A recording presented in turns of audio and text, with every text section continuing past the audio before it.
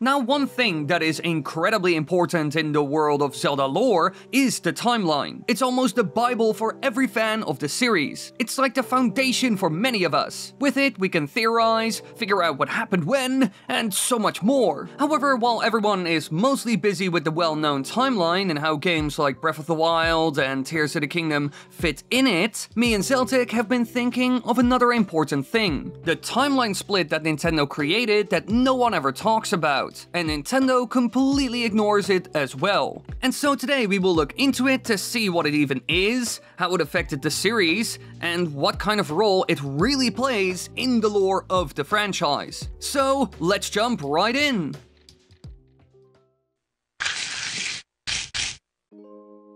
Now, in the Legend of Zelda games, we almost always play as a brand new Link, fighting a new evil in order to save another version of Zelda. And for a long time, games just kind of happened. We didn't really know what the bigger story was, and we just had to guess how it all fit together. And even though the series began in 1986, Nintendo did not publish a master timeline until Hyrule Historia in 2011. Now sure, before this, a timeline existed, but it was a highly confidential document that was used internally and was made around 2003. Now from that point onward, Nintendo would talk about it more and more, with Aonuma even mentioning the timeline split before the official timeline came out. And when it did, everyone had an idea of what was happening and what the order of the games really was. We knew how it all started with Skyward Sword when the unending cycle began, how the universe of The Legend of Zelda split during the events of Ocarina of Time, and we saw all the different outcomes, with all of them being dark in their own way. But when The Legend of Zelda Breath of the Wild was released by Nintendo, they released a special book known as Creating a Champion. And in it, they said that everything before Breath of the Wild's backstory had faded to myth, which is also the reason why all timelines are mentioned in the game. So now it looks like Nintendo is getting rid of the concept of the timeline again and wants to make the history of the games more vague, which will make the whole quest of placing Breath of the Wild and soon Tears of the Kingdom in it a whole lot harder. However, while everyone is trying to figure out which split it's supposed to be, or if it's supposed to take place before Ocarina of Time or after, there's one thing that people forget. There's actually another timeline split, one that is older than all the others out there, and I love to call it the Lost Timeline. And today, me and Zeltic will tell you all about it, and this story begins during the events of The Legend of Zelda Skyward Sword.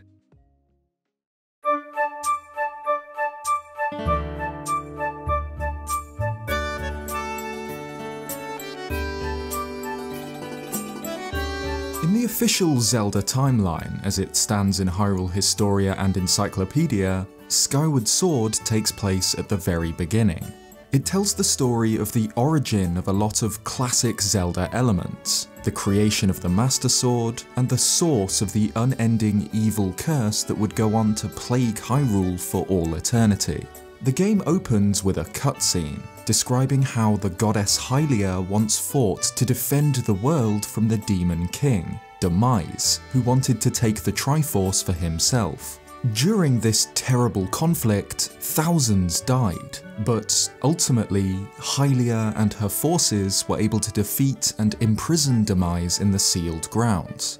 However, this seal wouldn't last. Hylia knew this, and so she prepared for his return. She laid in motion a plan to forge a hero to rise up and defeat Demise once and for all. But in order to do this, she forsook her divinity and was reincarnated as a mortal, Zelda. Skyward Sword is the story of this Link and Zelda, where the hero travels through the skies and across the surface below, gaining power to use in the final battle.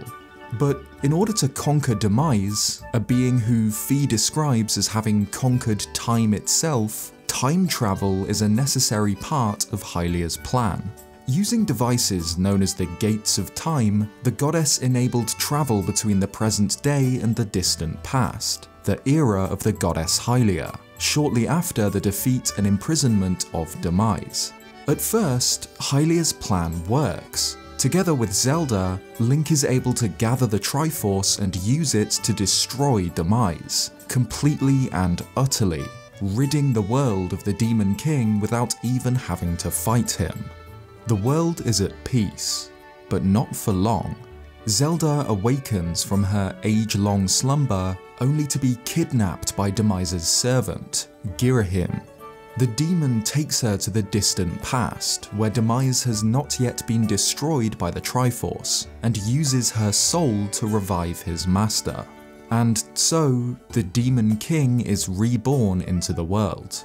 But this time, the world is ready.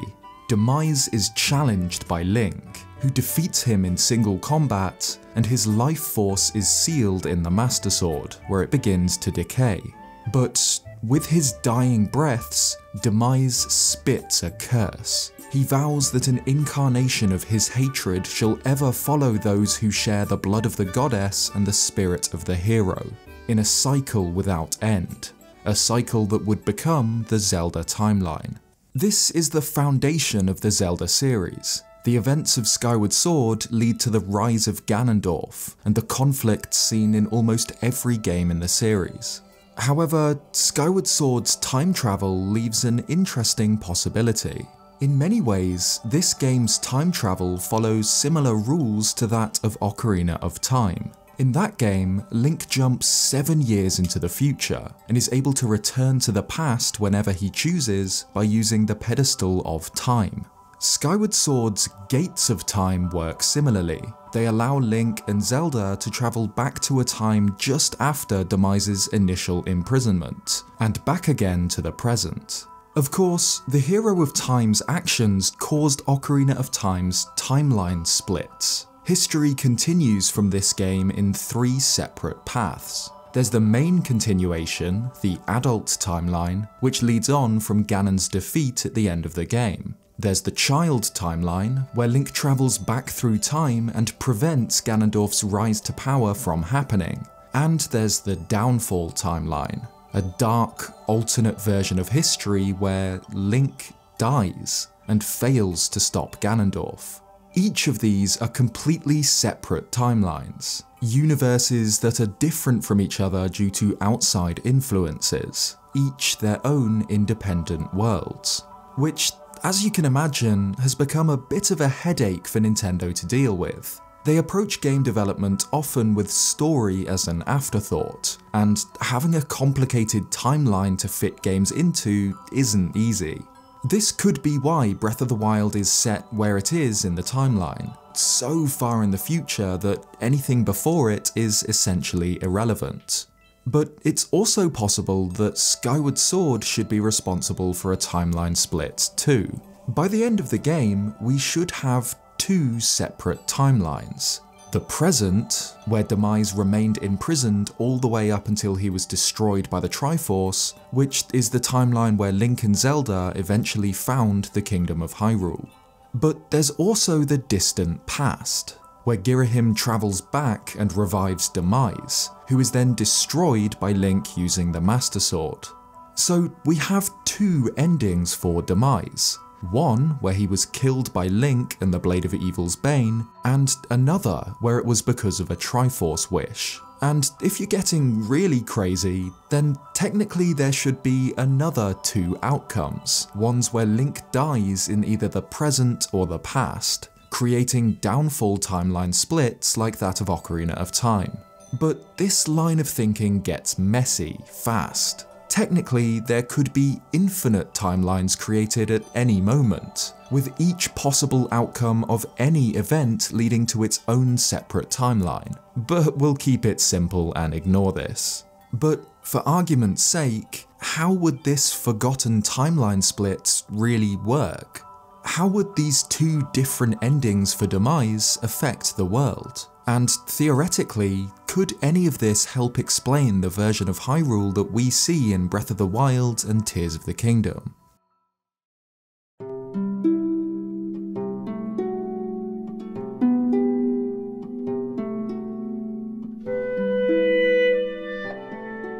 In this game, we travel through time a lot, with Zelda going back and forth, Link going back and forth, and Impa just stays. In our opinion, it's a lot to take in, especially when you keep in mind how this could turn into split after split after split, and both of us aren't a big fan of concepts like the downfall timeline. We didn't like it in Ocarina of Time either. So we will first quickly dive into the two dark timelines, where Link fails and evil wins. Now in the first version, Link fails in his quest to get the triforce. This one would lead to a simple outcome. The hero dies, and Zelda would awaken without Demise, or the imprisoned, depends on how you want to call him, being defeated. Meanwhile, the triforce would still be where Hylia left it. It kinda depends on how far Link got into his whole quest. And just like we saw in the game, Girahim will most likely appear and take Zelda, but this time there is no need to go back in time. He can just set Demise free without anyone being able to stop him, leading to a dark timeline outcome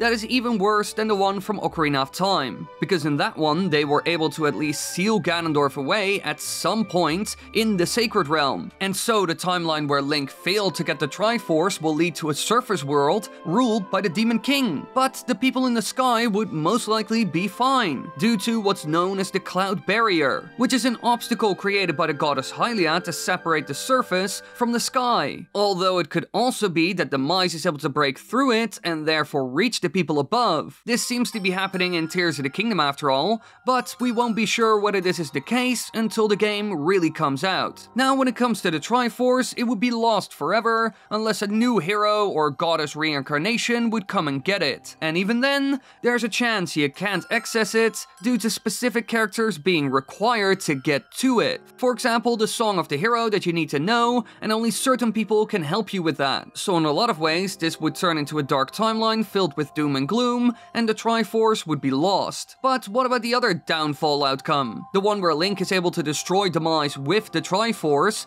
but in the end, the Demon King is still resurrected thanks to Girahim kidnapping Zelda and using time travel to his advantage. But instead of Link defeating Demise with the Master Sword, he is struck down by the embodiment of evil. Now this again would lead to a very bad outcome, and could even be worse than the previous one we discussed, because as we can see in the post-credit scene, in the present, the Triforce is just sitting there right outside of the temple. So Link dies, Demise emerges victorious, probably kills anyone in sight, and goes through the last gate of time to the present. And there, he will quite quickly come across the Triforce. And at that point, he will be unstoppable, because the Triforce is all-powerful. Although there's also a chance that he can't use the full Triforce, because someone like Demise wouldn't have the right balance to use the Piece of Courage and Wisdom. But still, with his godly status and the Triforce Piece of Power, he would be crazy strong and would certainly rule the world. So in many ways, this version would be the worst out of all the outcomes. However, in both of these downfall timelines, the Curse of Demise that creates the cycle that is seen in basically every Zelda game with the reincarnation of the goddess, hero, and Demon King wouldn't exist, because that only happens upon Demise his defeat. So there is a silver lining to all of this, even though it's a very small one. Sure, no Ganondorf that keeps coming back again and again, but there is a Demon King still roaming around, although we've also seen others like Malice, so maybe there are multiple in the world of The Legend of Zelda.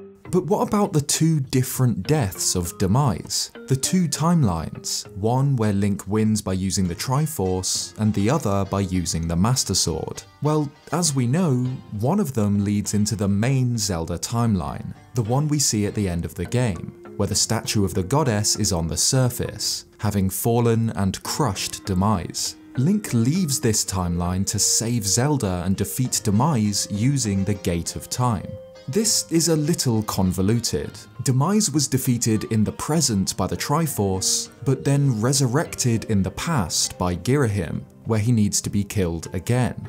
After his defeat, he curses Link and Zelda, who both return to the present, a world where Demise had been destroyed by the Triforce. So how would this curse affect them in this timeline?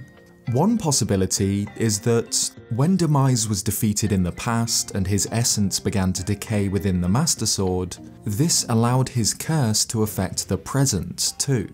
The Master Sword is a blade that exists partially outside of time itself. It's known as the Sword of Time, and in Ocarina of Time is the final key to the Sacred Realm and what allows Link to travel between present and future. But looking at it, it does seem like there should be different outcomes stemming from this time manipulation, including one timeline which would be a paradise for Hyrule, a timeline where Demise's curse never happened, and he was purely and cleanly destroyed by the Triforce. We see this wish in the game.